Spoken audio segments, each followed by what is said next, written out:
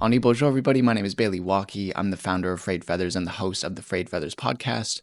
I support teams to create youth reconciliation strategies, and I have this podcast to inform youth responses across Canada.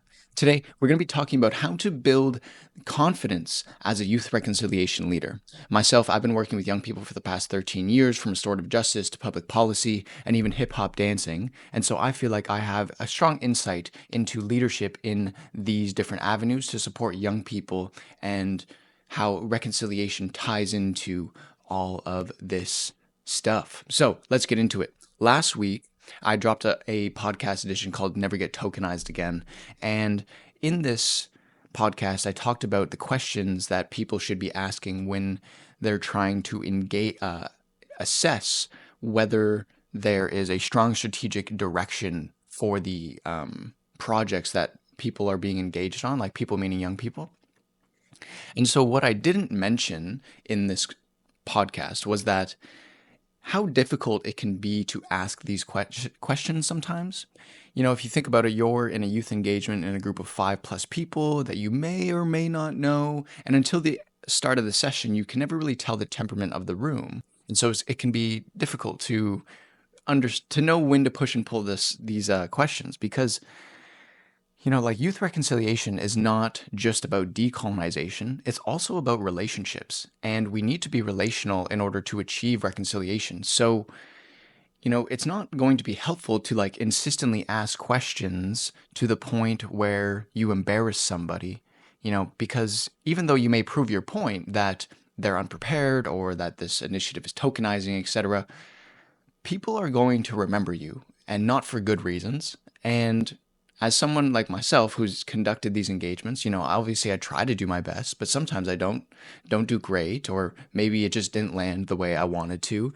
And, people have treated me, I would say maybe unfairly, I guess, shooting the messenger per se.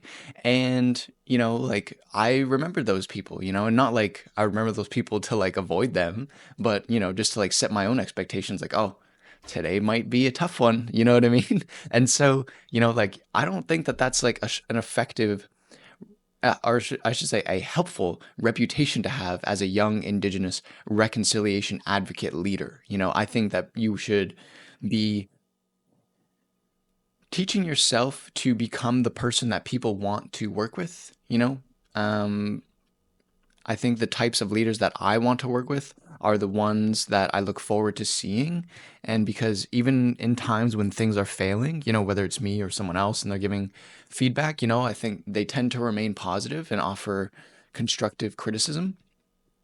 And a good leader knows when to play their cards, AKA knows when to ask the hard questions. And you need to build this skill of like reading the room. And you can only really do that if you have experience. You just need to go out and talk to people and go into these engagements and just see like how people react to the way you talk, and also feel the way you react to hearing people that may disagree with you or agree with you, et cetera, et cetera. There's so many different things you need to manage. So that's why today we're talking about building confidence to lead youth reconciliation initiatives or to take control of them, et cetera, whatever you need. So why would you want to be a leader? In my opinion, every initiative needs a leader. Leaders are the people who see the vision, they get people organized, and they use creative thinking to problem solve. It's a leader's job to keep the team consistent and work with their strengths to overcome new challenges. Leaders tend to be the people you hear about, the authors, the directors, the politicians, people with their names printed everywhere. And as aspiring leader, I would encourage you to look into the authority figures of your sector and just kind of see which stories resonate with you, because there's probably opportunity for you to replicate that. And, it would kind of take out a lot of the guesswork of just kind of creating your own path, kind of see how other people have created their own paths. And so in all sectors, leaders are hard to come by. And in my opinion, it's because it's a mixture of subject matter expertise, quick thinking, strong public speaking, and a visionary mindset.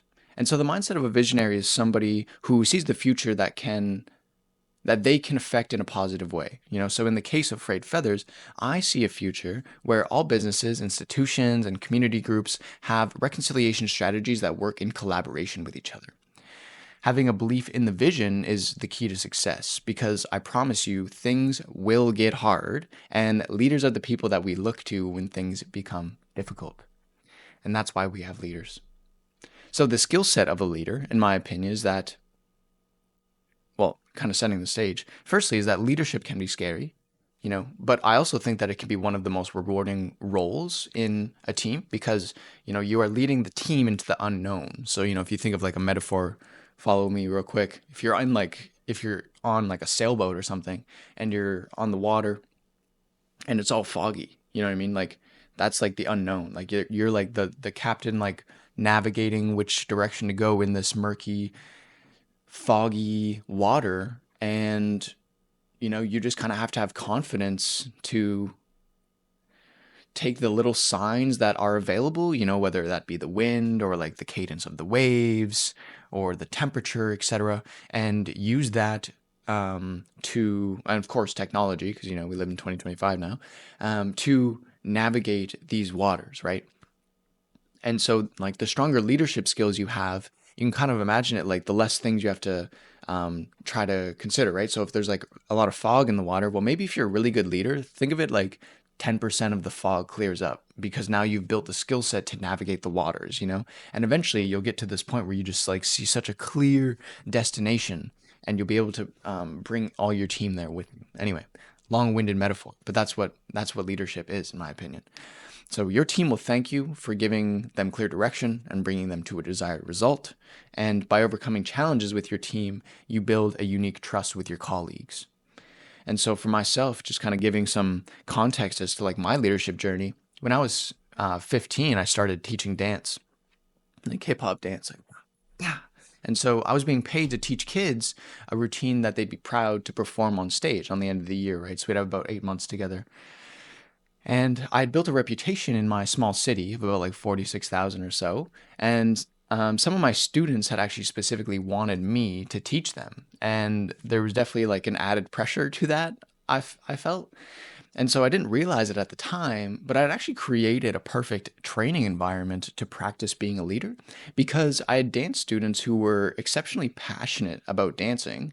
So they were especially receptive to my methodologies and philosophy about dance. They'd seen me dance, they were impressed, they wanted to be taught by me. And so, of course, like just naturally, if I was like really inspired by somebody, I would want to take on their mindset, right? And so I didn't realize that this was happening at the time. I just kind of like, oh, you want to teach, you want to like learn by me, learn from me. Okay, well, I'll just teach you everything I know. I didn't really think of it as like a leadership thing. But anyway, that's what I mean. Like I had created this environment, so I got to practice different ways of speaking my thoughts and really collecting signals from my students if what I was saying was landing. Because sometimes you have a really great idea, but you just can't communicate it properly. And when you get more experience, you'll kind of figure out how to do that better. Like for myself, like I was a dance teacher and I had so much dance experience that I was explaining things in a way that wasn't receptive to students who had just getting into dancing. Like there was still like some stuff. So I had to kind of like figure out that like, okay, I need to start in this spot, not over here, and then kind of build up to the place I want to be, right? And so having that 8 months for multiple years with these students, I taught dance for like 5 years. Um, it really gave me the opportunity to like consistently practice that. And so my biggest takeaways from these interactions that it's less about how well I communicate my ideas, and instead it's about adjusting to my students' learning styles. And I could explain a move till the cows come home, but if they learn a move from doing instead of listening, then I need to show them instead of talking to them, right?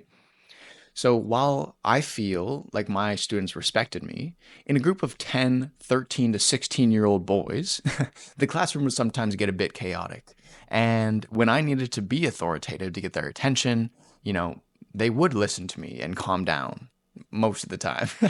And, like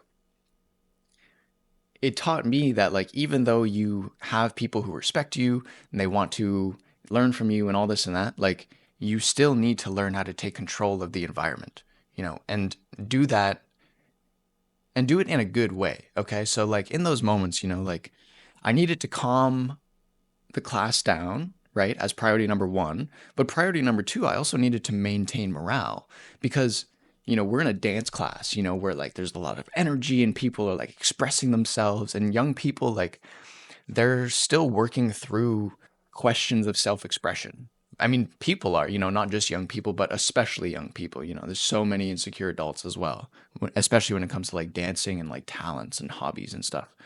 And so, anyway, like, if I was to like just start yelling at them, no, no, no, no, no, whatever, like the morale is going to be completely killed, and like they're not going to have like that like oomph, you know what I mean, to like put into their dance.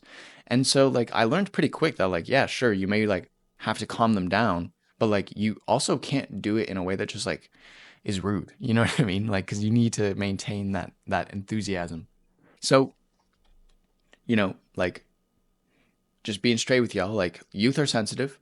I'm sensitive, I don't like people yelling at me, and I don't respond well to punishment, like I just not like as in like, oh, submissive, oh, don't punish me. I just mean like I don't take it seriously. Like I'm just a middle child, like I don't, I'm like whatever, shut up. You know what I mean? Like I don't really care. Just start laughing. And so, if you want to work something out with me, like lashing out is not the way. And so I know that about myself. So I just tried to take a approach that didn't lash out on my students, and like just tried to like talk to them, and like they would honestly just kind of, we would just level with each other. And like yeah, I wasn't good at it at first, you know what I mean, like I would like, hey everybody, you're not listening, nah. And then I'd be like, once I calm down, I'd be like, hey guys, like what's going on here, like what, like tell me what's going on, how can we figure this out, okay? So anyway, so in summary, what I learned when I started my leadership journey at age 15 was be compassionate to yourself and team. Your behavior sets the tone for everyone around you. Earn your respect by putting in the work, be the most prepared, have the most accomplishments, and be the one pushing yourself to learn every day. Don't be overconfident with your language. Stay curious. Don't assume you know better, or you'll stop learning. You may also save yourself from looking silly once or twice by not speaking so confidently all the time. And most people won't understand, lastly, most people won't understand what you're going through as a leader unless they are a leader themselves. That pressure, that need for wanting to continue, like keep the morale, but still be authoritative, all these different, like, unique interactions of skill sets. People just won't get it. Anyway, number 6, leadership is a skill that needs to be practiced and refined. And number 7, executives of successful companies invest in leadership training, and you should be too. Okay, like I've read so many business books, and I'm starting to read memoirs and stuff, and it's like what I'm recognizing is that all executives didn't become executives because they just were really good at their jobs and eventually became managers and directors. They explicitly got training to become executives. And so it's the same thing. Like if you're starting out your leadership journey, you should start getting training. You should try to get mentors. You should get experience. And then even when you become a really good leader and you want to like actually lead teams that are in charge of large sums of assets, like you need to take training to do that. Okay, so that's my big thing is, I've developed all these soft skills and have that experience, but now it's like if I really want to level up myself, I also need to take on training, right? And this training cycle of learning is never going to end. That's like the fallacy of learning, right? Anyway, so getting back to this edition of the podcast, how you do it. All right, so how you build skills in being a youth reconciliation leader. These are directly connected to the 7 things that I just identified in my biggest takeaways. So just rewind a little bit and then maybe come back to this. Anyway, how you do it. So number 1, read the latest reports on Indigenous youth reconciliation. You need to monitor developments from key stakeholders like Indigenous Youth Roots. They're like a federal Canadian. I don't even know if they're a Crown Corp. I think they're just an institution. I don't know. Anyway, ow, my elbow. Okay, I'm back. I hit my elbow and then my camera froze. Anyway, we're back now. So anyway, You need to monitor developments from key stakeholders like Indigenous youth roots, the representative of children and youth, and the Ministry of Children and Family Development. I'm speaking from a context of British Columbia right now because that's where the RCY, the representative of children and youth, and the Ministry of Children and Family Development are. But, whatever your relevant ministries and crown corporations are that support youth, you need to be looking at their publications and keeping up to date on all of them, and probably publishing about your providing your commentary on it, in my opinion. Anyway, number 3, go to youth engagements, community events, and public hearings with the goal of listening more than speaking. I think what a lot of advocates do is they jump right into it. They want to share their ideas. Little do they know that their ideas had actually been completely piloted, tested, and sometimes failed 10 years ago, and they don't even know that like their solution has been implemented. So they go to this engagement all enthusiastic, hey, what if we did all this? And then all the workers kind of look at them like, I was around when we tried that like 15 years ago. You know what I mean? And young people then can kind of feel a little silly, you know what I mean, in hearing that. And so just go and just listen way more than you talk, and then go talk once you've gone to like 5 or 10 of them or something. I don't know. Anyway, number 4, talk to people about your ideas and collect signals about their level of optimism. So, if you have this visionary idea for youth leadership and you go talk to a bunch of people and they say, "Oh, that's nice. Cool."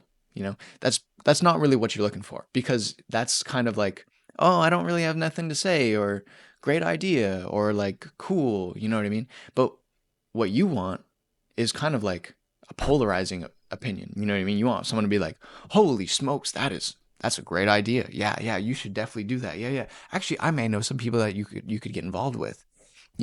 Or the other end of the spectrum, that's never going to work. You're flipping crazy. You know what I mean? Like, that's, I think, what you're kind of looking for when you're thinking of like a visionary leader who can like see reconciliation in a unique way and like, a future-based cause. Anyway, number 5, start publishing. You can do this on LinkedIn. You can make your own websites. You can start a blog. All these publications are actually relatively free. We are not in the 70s anymore. You don't need a publication deal before you write a book. Most people write books that they actually don't intend on being bestsellers just so they can assert themselves as an authority figure in their sector. You know what I mean? So like just start publishing, start sharing your ideas, but review your work. Don't just start throwing ideas out there, because publications will come back to you eventually. So even if they're bad publications, like they're not written very well or they're not well organized, but they're still good ideas, then that stuff's never going to come back to haunt you, because people will just find your old stuff and they'll be like, wow, look at this underdeveloped idea, but I found this person 5 years into their journey. Like, wow, it's like they've come so far, right? So anyway, number 6, reach out to people you're listening to. Number 6, reach out to people you're interested to learn from. Successful people want other people to be successful. And so I think you'll be pleasantly surprised whenever you engage them, to learn from them. I think they would be happy to set you on the right path. And hey, maybe you get lucky and they want to take you under their wing as a mentee. Not saying it happens all the time, but happens for sure. So, number 7, learn how to spot partnerships. Look for mutually beneficial ventures with people. If you're going to reach out to a famous author, you best have read their books and done something for them before reaching out, in my opinion. This is called what's it called? Is it called the canvas business strategy? I can't remember. But basically it's like, you don't want to just reach out to people and be like, "Hey, what can I do for you?" Because then you're essentially creating work for the other person to be like, "Oh, I don't know what this person could do for me." You know what I mean? But if I reach out to someone like, "Hey, I would like to support you folks to create a strategy for free. You don't need to pay me. I'll come to you. It'll be 2 days. And by the end of it, you're going to have this really amazing deliverable. I just need 4 hours of your time." And just make it so easy for them to like, all they have to do is just say yes. And that's how you get involved in circles that you had no business being part of. And you do this a few times, and then you ask for payment. Just saying. Number seven, number no, one, two, three. I don't have these numbered, of course. Number eight, most people are so cheap about their working relationships, they mostly go out looking for relationships that benefit them or hope that there is somebody willing to help them. I say nay. Even as a young person, even if you don't have a lot of expertise, what you do have is time, and you can offer that time to best support that person that you're reaching out to. Figure out a way, be creative, don't think your skill set are too mundane to offer. And like the worst thing that's going to happen is either they say no or they just don't respond to you. Just move on to the next person. Number nine, when you start building this eye for partnerships and delivering positive, constructive criticism, people will come to you even when they know they're wrong. And that's powerful. If you were somebody who is just always mean to engage people who are engaging Indigenous people, and like you just say things that they have no reasonable response to, like for example, like say like, hey, we're here to engage about the fisheries or something like that, something to do with fish. And then some Indigenous participant is just like, well, if you didn't colonize us in the first place, we wouldn't have this problem. It's like, okay, but like I can't go back in time and like not colonize the land. You know what I mean? Like I'm like agree, but like that's not helpful, and like when you're just yeah, so like by not doing something like that and delivering more positive, constructive criticism, then people engage ministries and stuff. They'll seek you out. Hey, what do you think about this? Tell us how we're doing. Let us know if we can create something more inclusive, et cetera, et cetera. Anyway, lastly, the best leaders are the people we look to when things get tough, not the people we fear because they'll enforce consequences. And that's pretty much it. Sign up to my newsletter, connect with me on LinkedIn, follow me on Instagram. I'll catch you later.